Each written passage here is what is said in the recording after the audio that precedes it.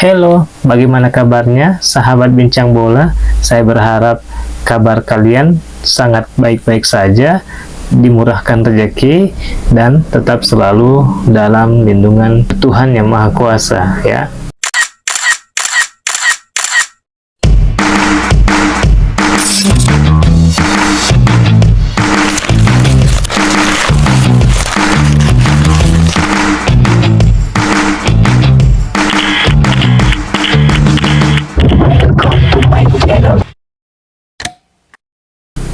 Kali ini kita akan membahas sedikit tentang bagaimana Manchester United yang ditahan imbang oleh tuan rumah Everton meskipun sempat tertinggal lebih dahulu 2-0 di babak pertama, namun di babak kedua ini mereka mampu bangkit dan bahkan bisa menyamakan kedudukan pada pertandingan tersebut.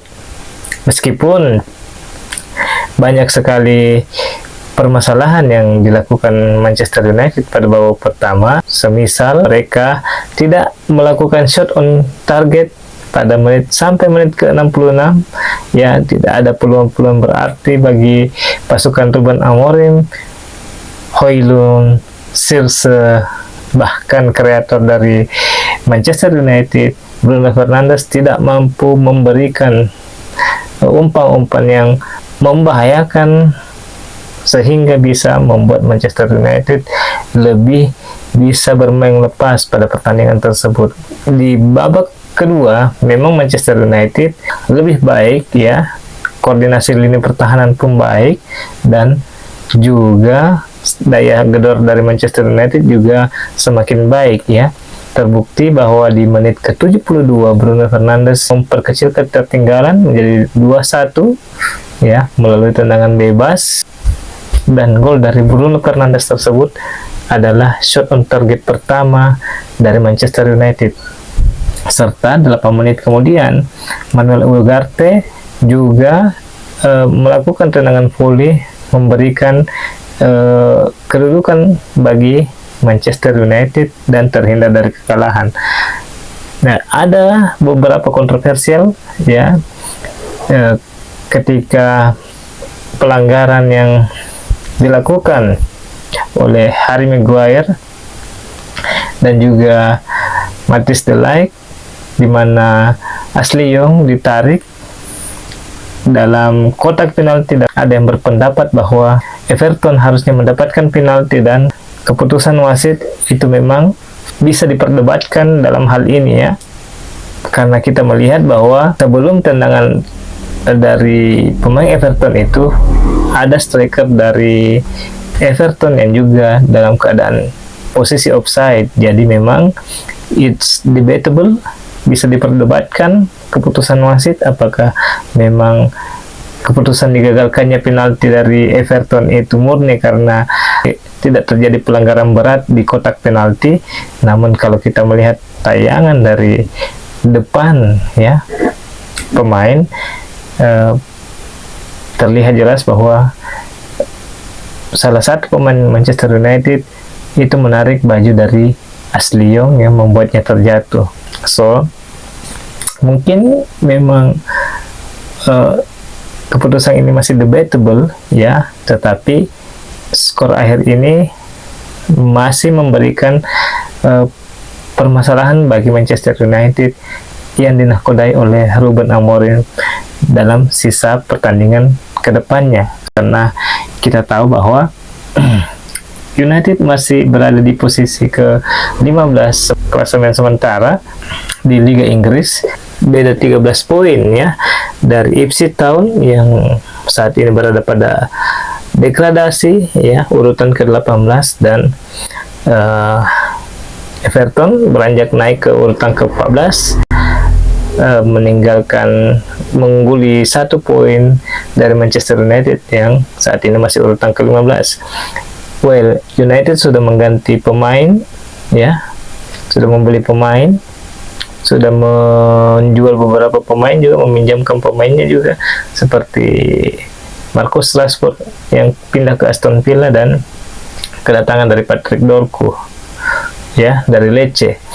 Namun permasalahan ini tentu tidak serta-merta membuat posisi Manchester United kembali menanjak di Liga Inggris, di tabel klasemen sementara Liga Inggris.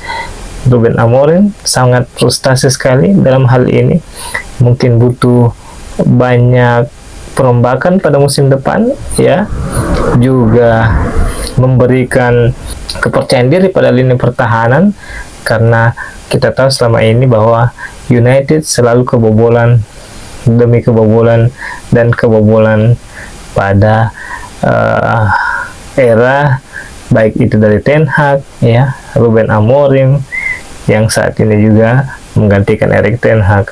Jadi memang harus ada optimalisasi bagaimana pertahanan mereka harus kuat, dan juga lini serang mereka harus juga mempunyai upgrade. Setidaknya Højlund dan Schürrle itu bisa memberikan daya gedor yang lebih, meskipun mungkin saja ya Schürrle dan juga Højlund itu bukan tipikal yang diinginkan dari Ruben Amorim pada saat ini, ya.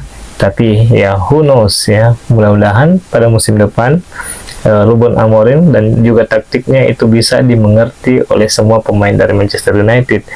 Masalah yang lain adalah masih kurangnya kepemimpinan yang ada pada skuad Manchester United. Paling hanya Bruno Fernandes dan juga Harry Maguire yang mungkin saja bisa memimpin, ya, skuad Manchester United sebagai kapten, tetapi para pemain yang lain itu sebetulnya kurang punya mentalitas kepemimpinan yang membuat Manchester United kadang goyah ketika mereka tertinggal atau bahkan kalah dalam pertandingan-pertandingan sebelumnya, ya.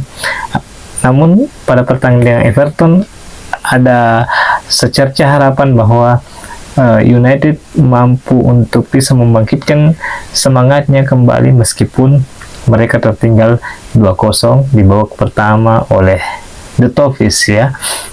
Ini membuktikan bahwa Ruben Amorim mungkin masih butuh waktu banyak untuk memperbaiki permasalahan yang pelik bagi Manchester United.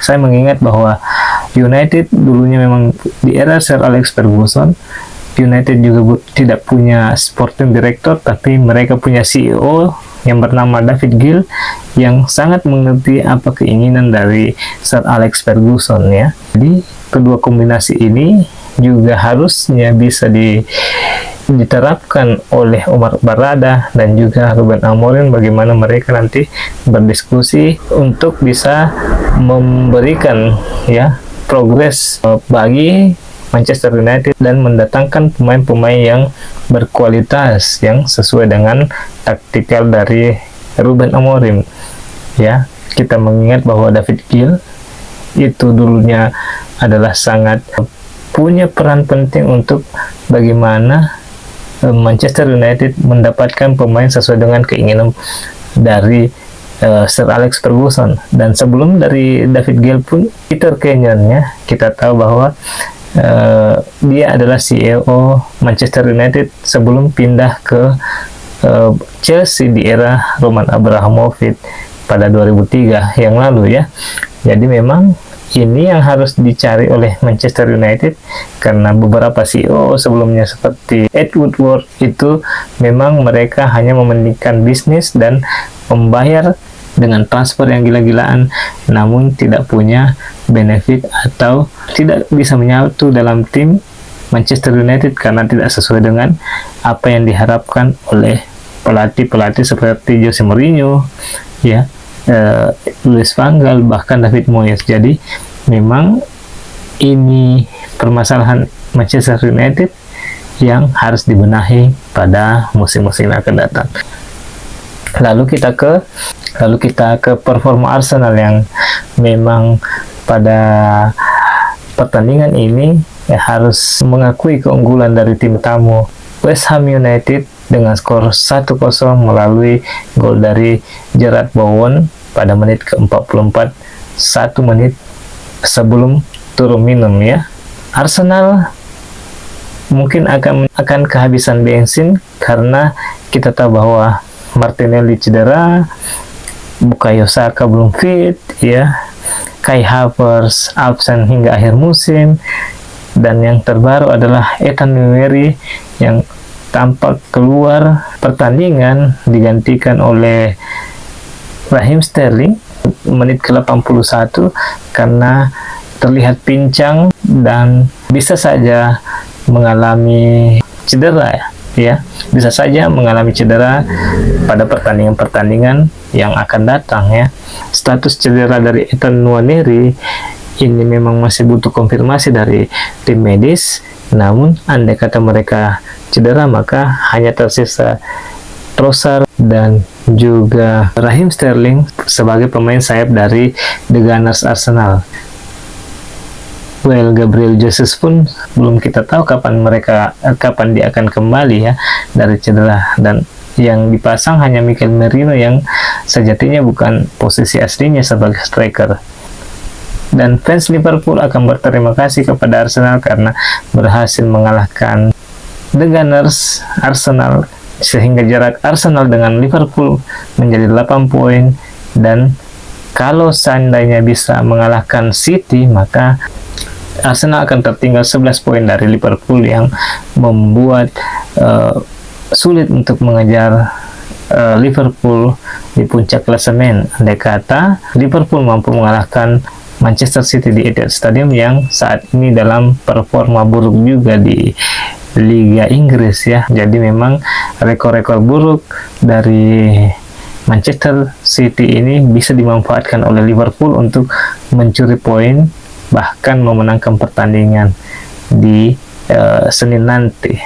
Well, Arsenal mungkin akan puasa gelar pada musim ini.